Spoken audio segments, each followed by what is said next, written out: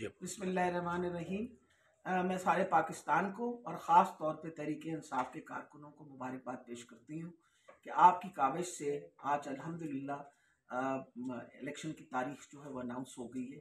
30 अप्रैल इंशाल्लाह इलेक्शन का दिन होगा और मुझे बहुत उम्मीद है कि पाकिस्तान की आवाम जिस तरह खान साहब के सपोर्ट में पहले निकली है, इसी तरह इलेक्शन वाले दिन भी इसी तरह निकलेंगे और इमरान खान और उनकी पार्टी को कामयाब करेंगे।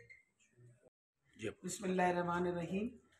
मैं सारे पाकिस्तान को और ख़ास तौर पे तहरीक इंसाफ के कारकुनों को मुबारकबाद पेश करती हूँ कि आपकी काविश से आज अल्हम्दुलिल्लाह इलेक्शन की तारीख जो है वो अनाउंस हो गई है।